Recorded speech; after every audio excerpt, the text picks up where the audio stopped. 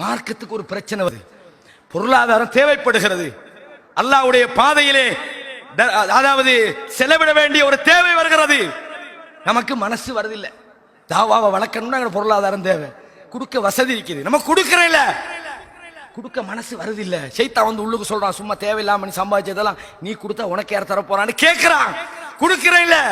அப்ப விலை கொள்ளணும், நம்ம கிட்ட இறையச்சத்தில் கோளாறு இருக்கிறது. அல்லாஹ் சொல்றான், ஹா அன்தும் ஹாஉலாஇ ததுஊன லிதுன்ஃபிகு ஃபீ சபீலில்லாஹ், அல்லாஹ்வுடைய பாதையிலே செலவழிப்பதற்காக நீங்கள் அழைக்கப்படுகிறீர்கள். உங்களில் சிலர் கஞ்சத்தனம் செய்கிறீர்கள். எவர்கள் கஞ்சத்தனம் செய்கிறார்களோ தெரிந்து கொள்ளுங்கள், அல்லாஹ் கனி, தேவையில்லாதவன். நீங்கள் அல்லாஹ்ட்ட தேவையுள்ளவர்களா இருக்கிறீங்க. நீங்க நினைக்கலாம் இன்னைக்கு காசு பண்ண நம்மகிட்ட இருக்குதா, 2 நாளைக்கு தூக்கிடுவாங்க, மட்டும் எல்லாத்தையும் தூக்கி போட்டு வெறுசா விடுவாங்க. அல்லாஹ் சொல்றான், கவனமாயிருங்கடா. அப்போ செலவழித்தல் என்கிற பண்பு நம்மகிட்ட இருக்குதுன்னா தக்குவா நம்மகிட்ட இருக்கின்றதுக்கு அடையாளம் தான். அதான் இறையச்சத்துக்கு அடையாளம். எல்லாம் செய்வாங்க, பள்ளியில கூட முன்சப்லாம் வந்து நிற்பாங்க, காசுண்ட பேச்சுண்டா ஆளை காணும்.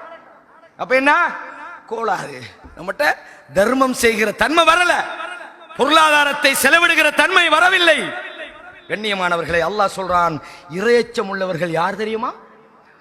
அவங்களுக்கு வசதி உள்ள நேரத்திலையும் துன்பமாக கஷ்டமாக இருக்கிற நேரத்திலும் செலவழிப்பாங்க.